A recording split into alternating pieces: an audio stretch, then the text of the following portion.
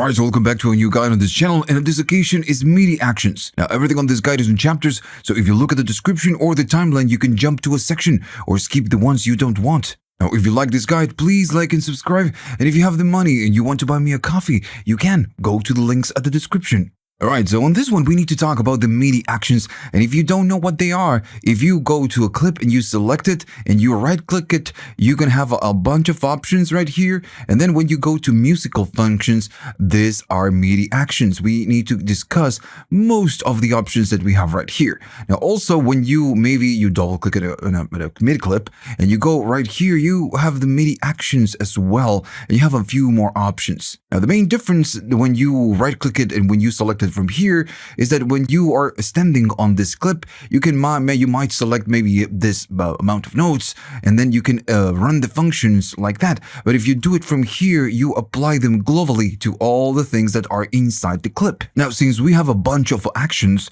we have a lot. This, it's going to be a pretty long video. So instead of just doing that, I'm going to be splitting the videos, splitting all of this. I'm going to be covering the global, pitch, velocity, and mute on this one, and on the next video I'm going to be covering quantized, process, and time. And again, notice that every single function, they belong to a category. Right, so let's just begin. I'm going to go to the first one. Now, the first option in global is going to be select notes. Now, this one is pretty simple, but we have some parts where we need to, provide some examples. Now, the first one is going to be select, and you have a bunch of options. Now, first, I'm going to be going to this one. So if you're standing on this clip and I select pretty much, I go and run the actions, not selecting anything, it will assume that I'm trying to adjust all the note events that we have inside. So if I go to select notes and then go to select and highest note, it's going to be selecting the highest notes. Right, so again, pretty simple. I'm going to deselect it, and maybe we want to select this, right, or this part of the the clip. Then select note, and if you apply it on there, it's just going to do it to the selected notes, right? So you need to bear this in mind. Now, still, let's go to select notes. We have the highest note, but then we have the lowest. You could assume that this one is going to be the lowest note. Right, so let's keep moving forward. They're going to go to the next one, highest and lowest. It's pretty simple. I'm going to be maybe going to a different one, which is going to be the range. And now here is where the complexity starts, because we have a bunch of options. And then we have an interval, we have a lot more. And so we need to do a little bit of explaining right here. So first, I'm going to start with the range. So you have by pitch, by velocity, and by note length. And all this seems very self-explanatory, but still, I need to provide an example. So right here, you need to select by pitch, and you need to select a range. Now, by default, it's going to be C2 and C4. If I do something like this, it's going to be selecting pretty much everything. I only have notes on C3 and, on C3, right? So what if I want to narrow this? Well, you need to go there to the range, and you need to do something, something less. So it's going to be between, C3. So I'm going to be selecting between C3 and G3, and we know that this one, this one is an A, so it's not going to select it. I'm going to click it, and there we go. It's selecting this, but not this one, right? So again, all of the options are pretty simple to handle, but sometimes you need to see an example. Then you have by velocity. Depending on the velocity, is going to be selecting that. So it's going to be 20%. It's a percentage. So maybe I want to select the lowest ones. So I'm going to be going between 1 and 40%. And if I do that, it's going to select nothing, because right here we have a 78% velocity. So it's just, way up. So if I wanted to select those notes, I will need to kind of select a range that makes sense. So let me just give you an example. I'm going to maybe go to this ones, and I'm going to go all the way up. So if I go now to the select notes and I select something between, 1 and 90, something like that, it's going to be selecting all the notes, but not this ones, because they are above 90. Okay, so let's just keep moving forward. Now, the next one is going to be, the note length. Now, right now, all of this depends on the length that you're just using. So right now, we are using 16 notes, and the grid is going to be 16. So if you're standing on 116 and then 14, it's just going to be selecting everything, because since we have 16 notes, the notes are falling within this range. So this is the range. I'm going to click OK, and it's just, going to select everything. Now, let me give you a different example. We have different lengths for the notes, right?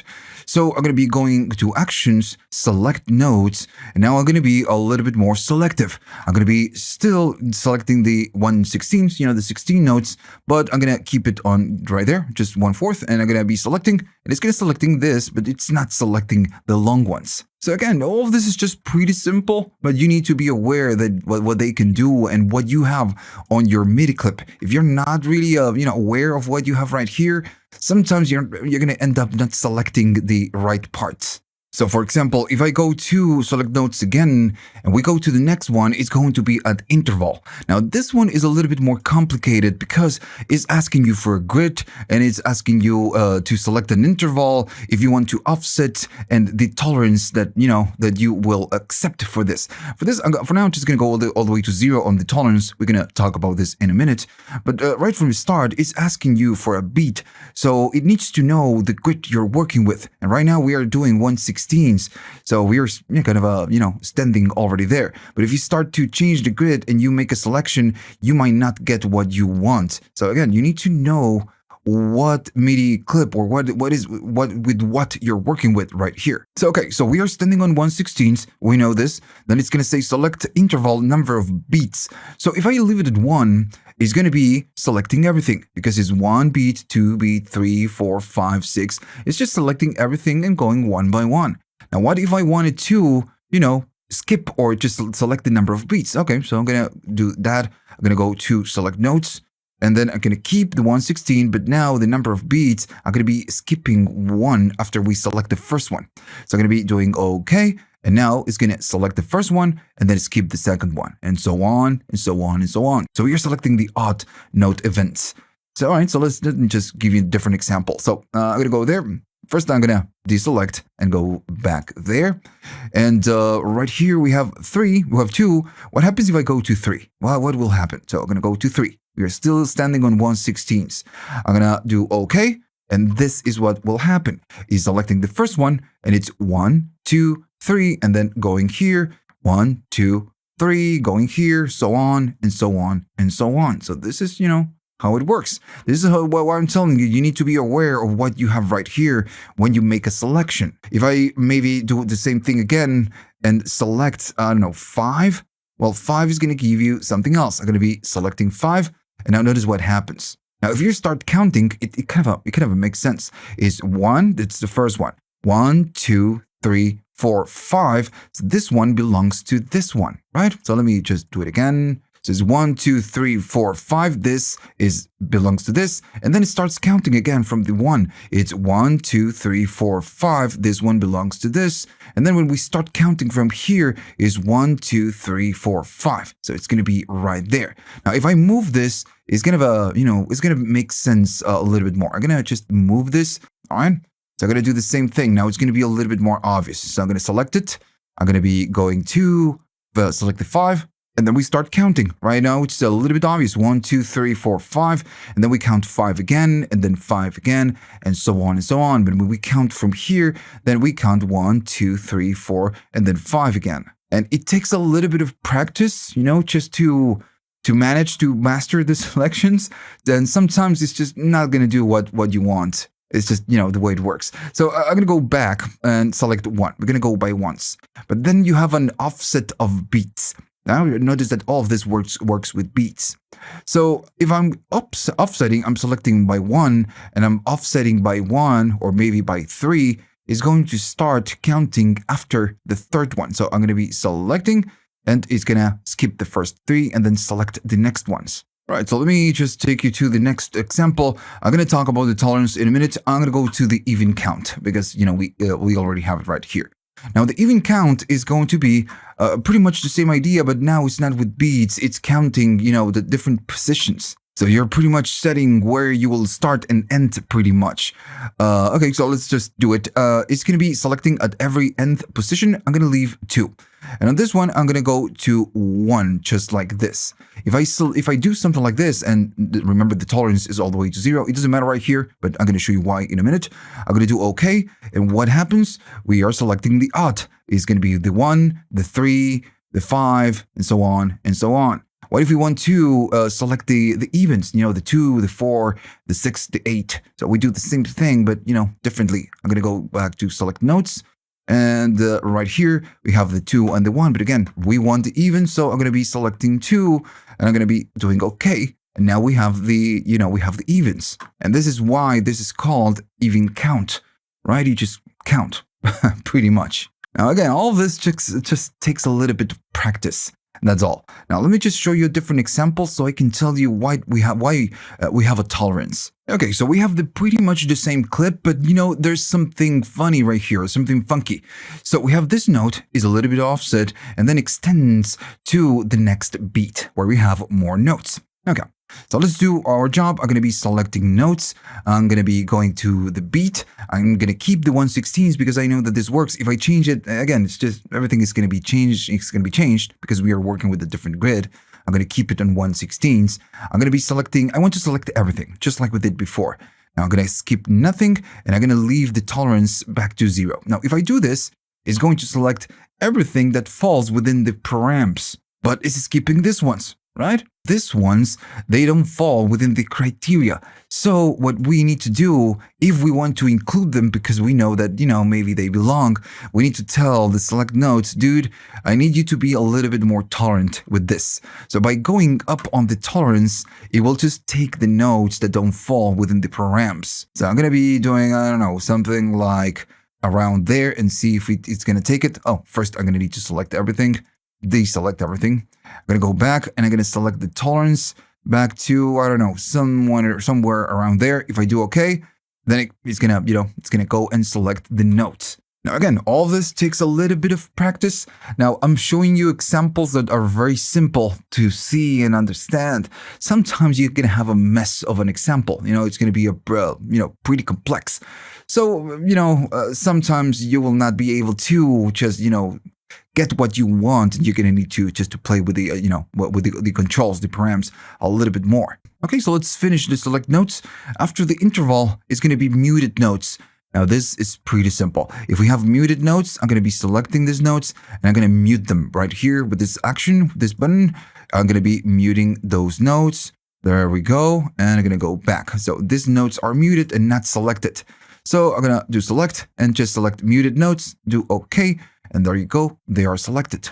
All right, so let's keep moving on the actions. The next one is going to be the delete notes. And this one is a pretty simple action, but it's super useful, especially if you like to track, live. You play your MIDI controller or your synthesizer or whatever it is that you like to do and record the MIDI. This one is a, superb action. So you have the delete double notes and then delete notes shorter than. And then you have a weird number. And if I keep going down, it keeps getting weird. So the thing is that this action is to delete tiny little notes. It's not something that you should use to delete, long notes. So, for example, 1, let me just go right here and just do it like that. 1, this value 0.01 is going to be a 16 note. If I go right there and I change it to 2, notice that we are moving up. It's going to be an 8. Then it's going to be 3 is going to be a little bit more than 8. And then by default, the last one, the maximum after 3 is 1. Now this it's going to be a quarter note. This is why I have this example right here. I have something less than a 16th note. Then I have 16 and go up and up and up. So the main point is that we can only delete these ones because they fall within, the 1/4 note. But this one falls outside because it's longer. So we're going to delete one by one. I'm going to be going to delete, and then I'm going to be doing delete notes, and I'm going to go down. I'm going to be selecting a little bit less than maybe 1. So around there, 95, it's just, fine. Now, the notes that fall within, this criteria is going to be this one, the one that we had right here, which is less than 16. If we keep moving up, it's going to keep, deleting all the other notes. Keep going up. I'm going to go to 195, which is a little bit less. There we go, 197. I'm going to click, and then kaboom, this one is gone. So I believe you get the point of how this works.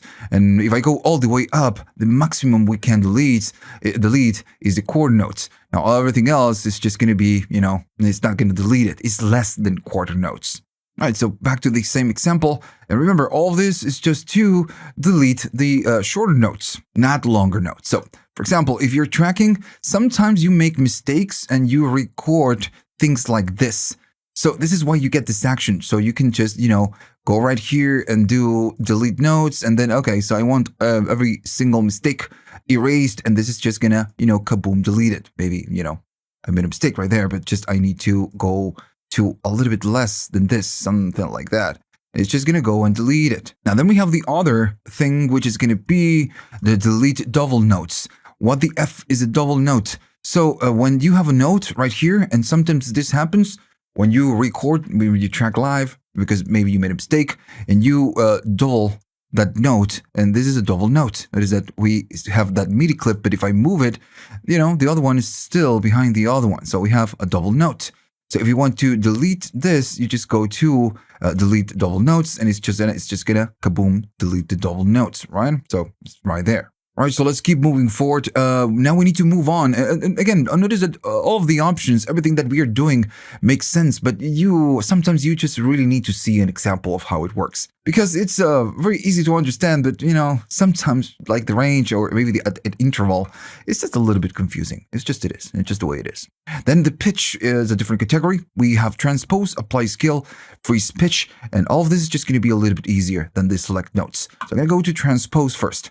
Now, first you get the option add or subtract, and you can go up by octaves or down by octaves. So if I do OK, it's going to go and move everything one octave up. Now, you can still do this by selecting the whole damn thing and doing shift and the arrow keys like I'm doing right now. So if I go back to transpose right here, we can do by nothing, but also at the bottoms, notice that you have semitones. So when you change the octaves, it's giving you the semitones. So you can maybe select 0 and move everything by, 7 semitones. You can still do that, right? It's going to go and just do it for you. Pretty simple. Let's just move on to the next one. Oops, I made a mistake. I'm going to go to transpose. So then we have the set all. Now, this what it will do, it will move all the notes, all the note events that you have right here or the ones that you're selecting. And it's always like this, is everything or the ones that you select is going to move all to a very specific pitch. If I just do OK, all the notes are right here, are hidden on the C3 because that's where we moved it. So this is a cool thing when you maybe you have something else, not something like this. You have maybe notes, single notes, something like that. Let me just give you the right example. So maybe you have something like this. So maybe you want this notes too, and this one too, to be moved to a different key. Well, this one is really useful. You're just gonna grab this and just go to C3, and they're gonna be moved to C3. Now you can do it manually, but remember, all the examples I'm doing right now, we are just working with one bar. What happens if you have an 8-bar, piece of information? So it's going to be a lot more complicated. All right, so let's keep moving forward. We have the apply scale. Right now, I guess I'm doing a major one, so I'm going to be going to apply scale. And this one has no menu. If I click it, nothing happens. It's moving right here or something, but I'm going to tell you why in a minute. This is the apply scale. What it tries to do, it needs to, this section, it needs to reach this section we have right here. So by default now, I had it on natural minor, but by default, it's going to be on chromatic. If I run it again, nothing is going to happen because we are working with chromatic, right? The chromatic scale. So when you apply the scale, you just select whatever other scale. It's going to be listening to whatever you have right here. And when you apply the scale, it's going to shift the notes that don't belong to that scale to whatever you have right here. Right, so, the transpose, a walk in the park, right? So pretty simple. Now I'm going to give the apply scale too. Now I'm going to go to freeze pitch. Now on this one, I'm going to need to give you a very specific example. Okay, so I have 2 tracks right here, and they're doing completely, the same thing, right? We have one chord, and then we have a different chord, and you have some notes. So this is very useful when you use the chords feature. I'm going to be going to this clip. Maybe I'm going to open right here. This clip needs to be on parallel, because we want to follow the chords. So when you enable the follow chords, notice that whatever we have right here is just changing to follow the C chord that you have right here. If I select something else, it's just going to be adjusted to, to whatever we have right here we are selecting. So I'm going to still keep it in C. So when we unfollow the chords, everything goes back to the original pitch of notes. And this is, this is the key word, the original pitch. When we created this clip, this MIDI clip, we added all the notes right here. But behind the scenes, when we enable the follow, all the MIDI clips, and you can see the icon, are following the chords feature. But it's not their nature, right? They're just being changed behind the scenes. The metadata that we have behind the scenes on this clip, it tells the clip that the original notes, the original pitch, is going to be this ones and not this ones when we enable the follow. So if you, by mistake, you do disable the follow, the clip is going to fall back to its original nature, which is going to be this set of notes. This is why we get the freeze pitch. I'm going to be doing follow, right? Once I do follow, I can go to this clip, I can right click, we can go to musical functions, and then we have the freeze pitch. Now this what we'll do, it will burn the changes to that MIDI clip. And it's like a consolidating clip. So if I do freeze pitch, it's going to do that, and I'm going to be disabling the follow. So when I do so, this one is going to its original state, but this one remembers what we did with the C note when follow was enabled. So it's a way of, accepting the changes and burning the changes into a new MIDI clip. So now if I want to use the follow, I know that this one already has the note that I want, but this one is going to be changing if I go to something else. And of course, on this one, when we stand on this one, we need to remove and just not follow. So when I keep changing the chords, this one is going to change, but this one, it has what we wanted, right? So it's a way to accept the changes when we use the chord mode and burning the MIDI clip to the new state of notes. Okay, so let's keep moving forward. I have a new example right here. And if we go right there, we covered the global and covered the pitch. And now we need to talk about velocity. Now, velocity is just going to be very simple. It's a way for us to handle, different note events.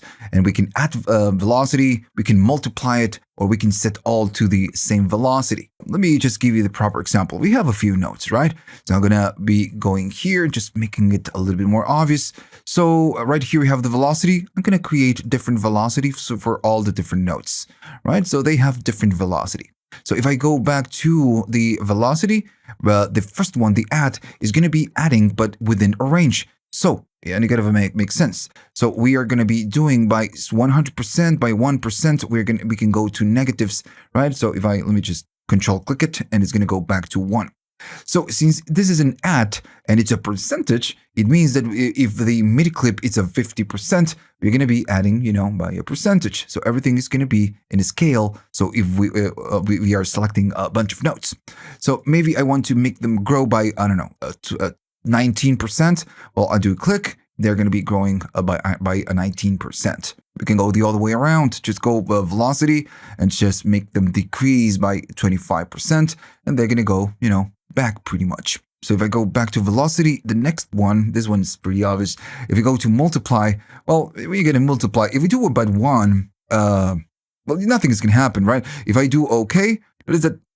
It's just not moving. But if we multiply by more, it's going to do more.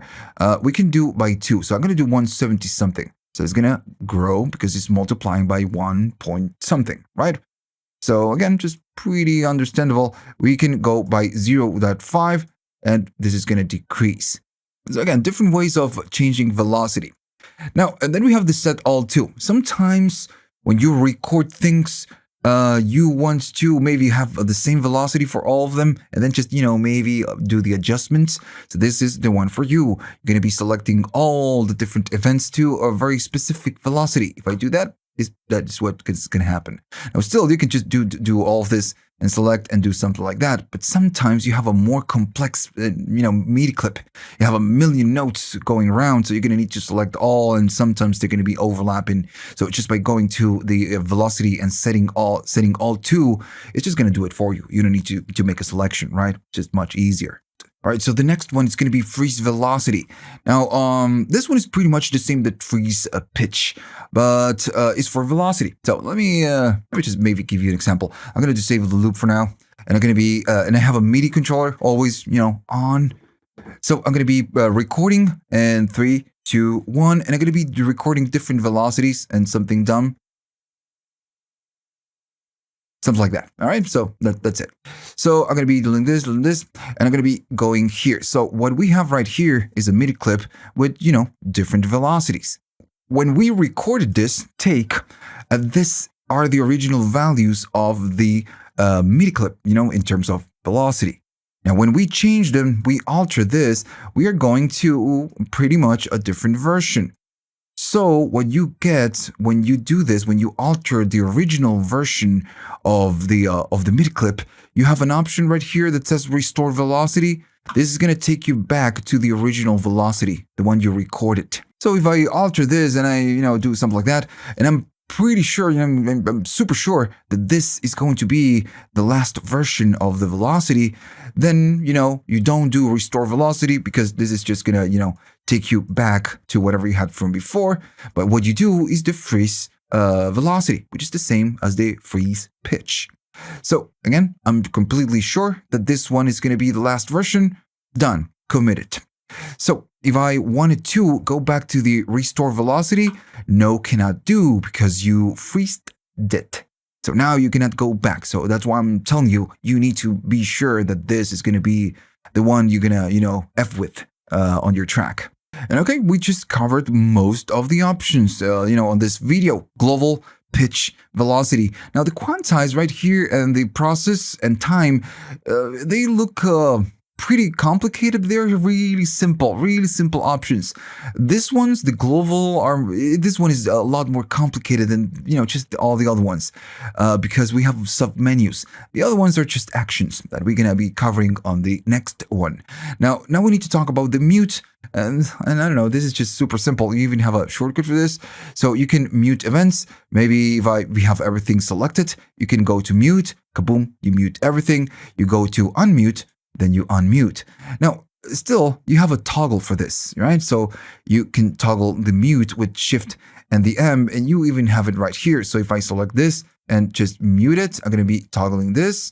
Or maybe I'm going to be selecting, going back. I'm going to be selecting this. And it's going to be Shift and M, and then we toggle the mute. So this is just, super simple. Now, some of the actions that you have right here is, you have them or you use them with your keyboard as a usual function. You don't need to access actions and trigger them from here. It's a lot easier to do it directly from your keyboard. Okay, so we are done on this video. On the next one, we need to talk about the time, the quantize, and the process. So still, if you liked all of this and you learned something new, remember to like and subscribe. And if you have the money and you want to buy me a coffee, you can go to the links at the description. And you have links for PayPal, you have Patreon, and you have YouTube. Thanks. All right, so see you on the next one.